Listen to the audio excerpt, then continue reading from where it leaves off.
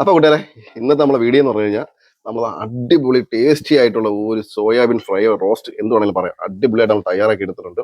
നിങ്ങൾ ചെയ്തിട്ടില്ലെങ്കിൽ ഇങ്ങനെ ഒരു പ്രാവശ്യം ചെയ്ത് നോക്കുക. അടിപൊളി ടേസ്റ്റ് ആണ് കൂട്ടുകാരെ, സൂപ്പർ സാധനമാണ് കേട്ടോ. അപ്പം നിങ്ങൾക്ക് വീഡിയോ ഇഷ്ടപ്പെടുകയാണെങ്കിൽ ഒന്ന് ലൈക്ക് അടിച്ച് ഒന്ന് സപ്പോർട്ട് ചെയ്യണേ, മറക്കല്ലേ. അപ്പോൾ നേരെ നമുക്ക് വീഡിയോയിലൂടെ പോയേക്കാം. അപ്പോൾ ആദ്യം നമ്മളൊരു വെള്ളം ചൂടാക്കാൻ വേണ്ടി അടുപ്പി വെച്ചു. അപ്പോൾ എന്നിട്ട് നമുക്ക് നമ്മുടെ സോയാബീൻ തിളച്ച് വരുമ്പോൾ അതിനകത്തോട്ട് ഇട്ട് കൊടുക്കാം. ഒന്ന് തിളയ്ക്കുമ്പോൾ നമുക്കിതങ്ങ് ഇറക്കാവുന്നതാണ്. ചൂട് നമ്മൾ അടുപ്പ് വെച്ച് തന്നെ ഇട്ട് കൊടുക്കുമ്പോഴത്തേക്ക് നല്ലോണം വെന്ത് കിട്ടും സംഭവം.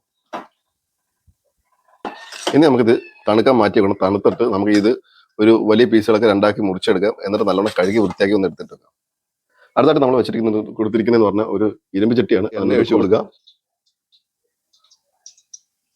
എണ്ണ ചൂടായി വരുന്ന സമയത്ത് നമുക്ക് ഇതിനകത്തോട്ട് ഒരു സ്പൂണ് ഇഞ്ചി വെളുത്തുള്ളി പേസ്റ്റ് ഇട്ട് കൊടുക്കുക.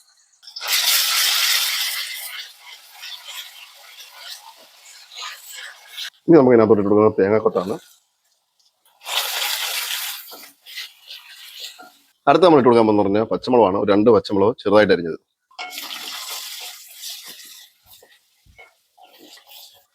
ഇനി നമ്മൾ ഇട്ട് കൊടുക്കാൻ പറഞ്ഞ ഒരു സവാള പൊടിയായിട്ട് അരിഞ്ഞത്.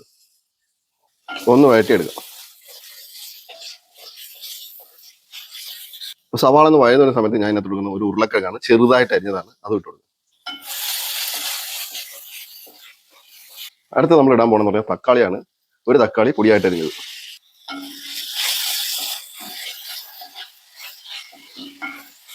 ഇനി നമുക്ക് ഒരു സ്പൂണ് മല്ലിപ്പൊടി ഇട്ട് കൊടുക്കാം.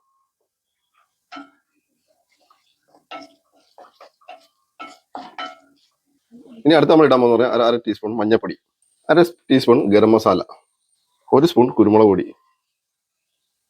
ഇതെല്ലാം ഇട്ട് നമുക്ക് ഇതിന്റെ പച്ചമുളകൊക്കെ മാറ്റാം. ഇനി അടുത്ത നമ്മൾ ഇടാൻ പോകുന്നത് നമ്മുടെ സോയാബീനാണ്, അതിട്ട് കൊടുക്കുക.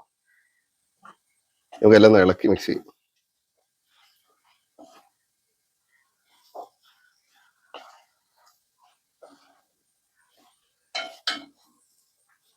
ഇനി നമുക്ക് പാകത്തിനനുസരിച്ചുള്ള ഉപ്പിട്ട് കൊടുക്കാം.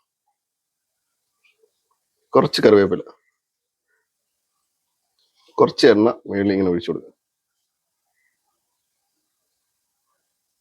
എന്നിട്ട് എല്ലാം കൂടെ ഒന്ന് മിക്സ് ചെയ്തെടുക്കുക.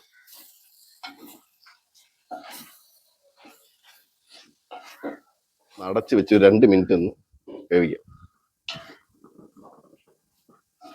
ഇപ്പൊ 2 മിനിറ്റ് ആയിട്ടുണ്ട്. നമുക്ക് തുടങ്ങാം.